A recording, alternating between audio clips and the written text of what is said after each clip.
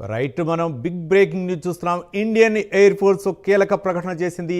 Operation Sindoor ఇంకా ముగియలేదని ప్రకటించింది. కాల్పుల విరమణ లేనట్టేనని తెలుస్తోంది. మొత్తానికి ఇండియన్ ఆర్మీ చేసినటువంటి ఈ కీలక ప్రకటన అయితే మాత్రం ఇప్పుడు ప్రాధాన్యత సంతరించుకుంది. ఒక పక్క ఆపరేషన్ సింధూర్ ఇంకా విరమణ లేనట్లేనని చెప్తుంది. మరో పక్క ఆపరేషన్ సింధూర్ ఇంకా ముగియలేదన్నటువంటి ఈ వ్యాఖ్యలు మరో పక్క సైన్యాన్ని అయితే మాత్రం అప్రమత్తం చేసినట్లు తెలుస్తుంది. మరో పక్క ప్రధాని నరేంద్ర మోదీ నేతృత్వంలోని హై లెవెల్ మీటింగు ఎలాంటి అంశాలను తెరపైకి తెస్తుంది, మరో పక్క నరేంద్ర మోదీ ఎలాంటి ప్రకటన చేయనున్నట్లు మొత్తానికైతే మాత్రం మనకు కీలకంగానుంది. ఈ నేపథ్యంలో మరింత సమాచారం మా కరస్పాండెంట్ నాగేంద్ర లైవ్ ద్వారా అందిస్తారు. నాగేంద్ర.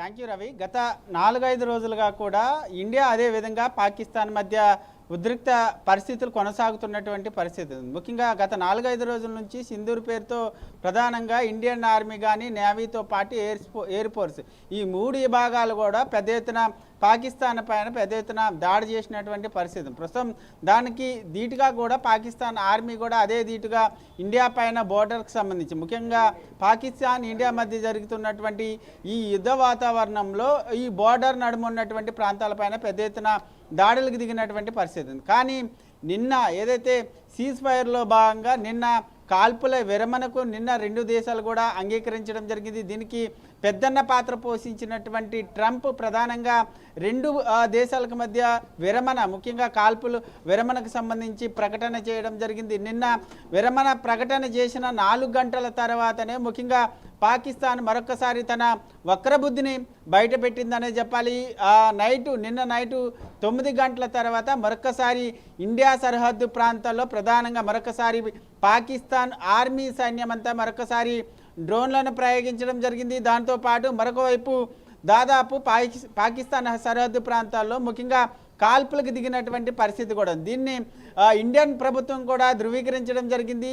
దాంతోపాటు మరొకసారి నైట్ అంతా కూడా పాకిస్తాన్ కాల్పులు అదేవిధంగా డ్రోన్లను ప్రయోగించింది. కానీ ఈరోజు చాలా ప్రశాంతమైనటువంటి వాతావరణం అయితే 2 దేశాల సరిహద్దు ప్రాంతాల్లో నెలకొంది. కానీ ఈరోజు ప్రధాని మోడీ వేదికగా ఈరోజు హై లెవెల్ మీటింగ్ జరగడం జరిగింది. దీంట్లో ప్రధానంగా త్రివిధ దళాలకు సంబంధించినటువంటి దళాధిపతులంతా కూడా ఈ మీటింగ్లో ప్రధానంగా చాలా కీలకమైనటువంటి అంశాలపైన చర్చించడం జరిగింది. ముఖ్యంగా దాంట్లో ప్రధానంగా నిన్న కాల్పుల విరమణకు సంబంధించి 2 దేశాలు ఒప్పందం చేసుకున్న తర్వాత దాన్ని ప్రకటించిన తర్వాత పాకిస్తాన్ మరొకసారి తన వక్రబుద్ధిని బయటపెట్టడంతో పాటు కాల్పులకు తెరదించింది. కాల్పులకు మరొకసారి పాల్పడినటువంటి నేపథ్యంలో ఈరోజు హై లెవెల్ మీటింగ్లో ప్రధానంగా ఈ అంశం పైన ప్రధానంగా చర్చ జరిగినటువంటి పరిస్థితి ఉంది. ఈ ఒకవైపు ప్రధానికి సంబంధించినటువంటి హై లెవెల్ మీటింగ్ నడుస్తున్నటువంటి సమయంలోనే భారత ఎయిర్ ఫోర్స్ చాలా కీలకమైనటువంటి ప్రకటన చేసింది. ఎందుకంటే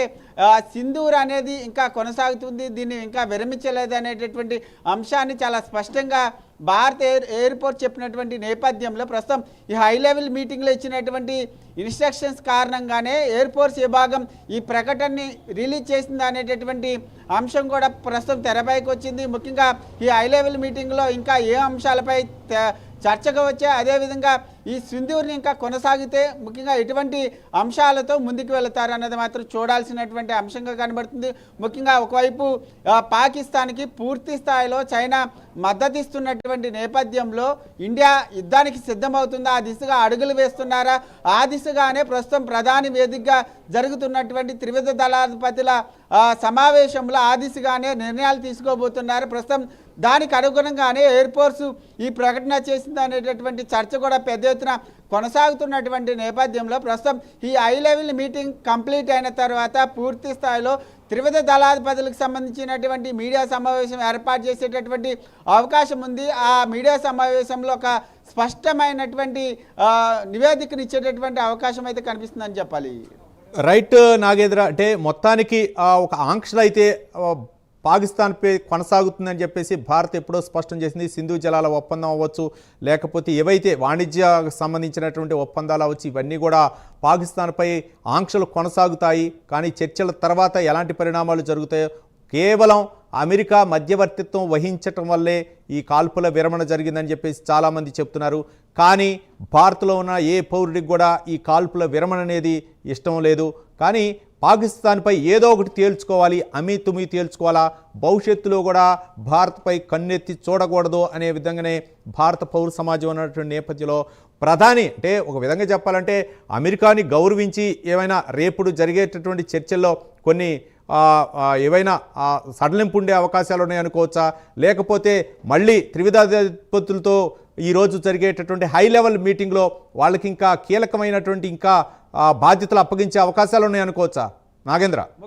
ముఖ్యంగా మనం ఇక్కడ ఒకటి గమనించాలి. ఎందుకంటే ఈ పహల్గామ్ ఘటన జరిగిన తర్వాత పాకిస్తాన్తో ఉన్నటువంటి సంబంధాలన్నిటిని కూడా పూర్తి స్థాయిలో భారత్ తెరదించిందని చెప్పలేదు. ఎందుకంటే ఒక వాణిజ్య ఒప్పందాలకు సంబంధించినటువంటి అంశాలు కానీ సింధు జలాలకు సంబంధించినటువంటి అంశంలో చాలా కఠినమైనటువంటి నిర్ణయాలు తీసుకొని వాటిని అన్నిటిని కూడా అమలు చేస్తున్నటువంటి పరిస్థితి. ఈ నిర్ణయాలతో పాకిస్తాన్ పూర్తిగా వెలవెల్లాడిపోయినటువంటి పరిస్థితి ఉంది. దీనికి అనుగుణంగానే పాకిస్తాన్కి సంబంధించినటువంటి ఏ ఒక్క వాణిజ్యపరమైనటువంటి కానీ సింధు జలాల అంశం కానీ ఇతర కొన్ని ఒప్పందాలు అన్నిటికి కూడా పూర్తిగా బంద్ చేసినటువంటి పరిస్థితి ఉంది. దీంతో పాటు మరొకవైపు ఈ వాణిజ్య ఒప్పందాలు కానీ మరొకవైపు సింధు జలాలకు సంబంధించినటువంటి అంశంలో ఎట్టి పరిస్థితుల్లో కూడా ఈ నియమ నిబంధనలు మేము ఇట్లాగే కొనసాగిస్తామంటూ కూడా ఒకవైపు భారత ప్రభుత్వం చెప్తున్నటువంటి పరిస్థితి ఉంది. కానీ ముఖ్యంగా గత 4 రోజులుగా మొత్తం ఇండియా ఒకటే చెప్తుంది. ముఖ్యంగా సింధూర్ పేరుతో మేము చేసేటటువంటి దాడులు ప్రధానంగా టెర్రరిస్టులకు సంబంధించినటువంటి స్థావరాలపైనే మా దాడులు జరుగుతున్నాయంటూ కూడా చెప్తుంది. కానీ దానికి ప్రతి దాడులుగా పాకిస్తాన్ డ్రోన్లను కానీ మిసైల్స్ కానీ ప్రయోగించిన తర్వాత మాత్రమే ఇండియా మరొక అడుగు ముందుకేసి ముఖ్యంగా పాకిస్తాన్కి సంబంధించినటువంటి ఎయిర్ స్పేస్ కానీ అదేవిధంగా ఆర్మీకి సంబంధించినటువంటి బేస్ క్యాంపుల పైన ప్రధానంగా ఇండియన్ ఆర్మీ కానీ నేవీ కానీ అదేవిధంగా ఎయిర్ ఫోర్స్ విభాగం అంతా కూడా వాటిపైన దాడి చేసినటువంటి పరిస్థితి. ప్రస్తుతం ఉద్రిక్తలు రోజు రోజుకు పెరుగుతున్నటువంటి నేపథ్యంలో పెద్ద ఎత్తున రోజు రోజుగా అటు 2 దేశాల మధ్య పెరుగుతున్నటువంటి తరుణంలోనే పెద్దన్న పాత్ర పోషించినటువంటి అమెరికా అధ్యక్షుడు ట్రంప్ ఈ 2 దేశాల మధ్య చర్చలు జరిపారు. దానిలో భాగంగానే ప్రధానంగా నిన్న కాల్పుల విరమణకు సంబంధించి సీజ్ ఫైర్లో భాగంగా కాల్పుల విరమణ ప్రకటించాలంటూ కూడా 2 దేశాలని ఒప్పించడం జరిగింది. ఒప్పించిన తర్వాత నిన్న ప్రధానంగా ఒప్పించిన తర్వాత ప్రకటించిన తర్వాత మరొక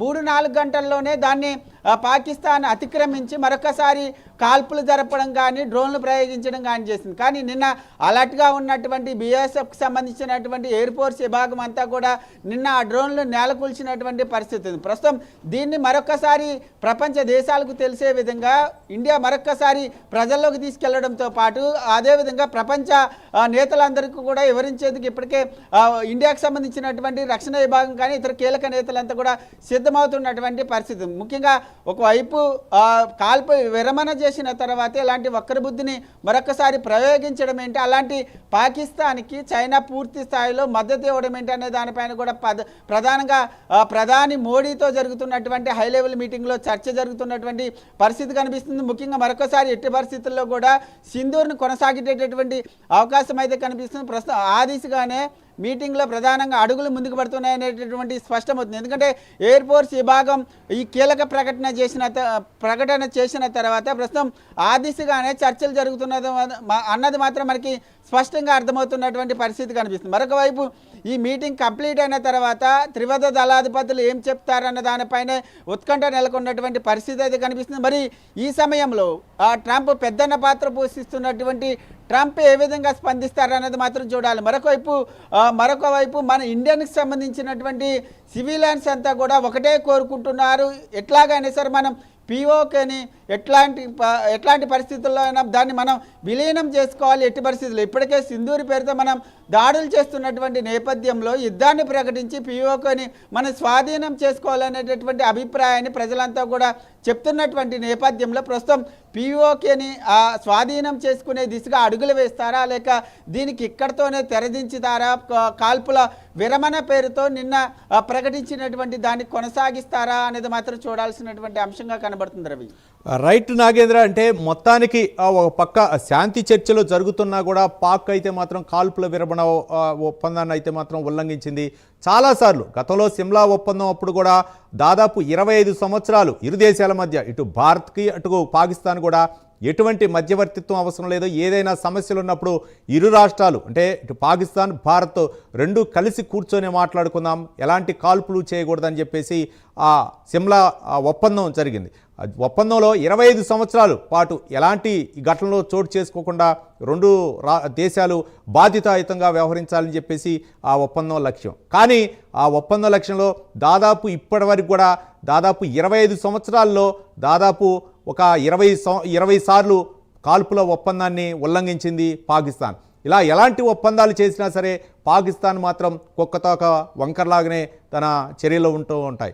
ఈ నేపథ్యంలో అందితే జుట్టు అందకపోతే కాళ్ళు సందంగా పాకిస్తాన్ చేస్తూ ఉంటుంది. ఒక పక్క కవ్వింపు చర్యలు, మరో పక్క అందకపోతే మాత్రం అమెరికా పంచన చేరి అమెరికాతోటి శాంతి ఒప్పందానికి ప్రయత్నించమని ఒప్పుకుంటుంది. ఓ పక్క IMF ద్రవ్యనిధి సంస్థ, అంతర్జాతీయ ద్రవ్యనిధి సంస్థ అందించినటువంటి ఏవైతే చర్యలు ఉన్నాయో అవి కూడా ఒక విధంగా పాకిస్తాన్కు ఊతం ఇచ్చాయనుకోవచ్చు. ఏది ఏమైనా సరే మొత్తానికి పాకిస్తాన్పై అయితే మాత్రం తీవ్ర చర్యలు తీసుకోవాలని చెప్పేసి మీరు కూడా చెప్తున్నటువంటి అంశాలు, భారత యావత్ సమాజం కూడా చెప్తున్నటువంటి అంశాలు. Right, thank you Nagendra.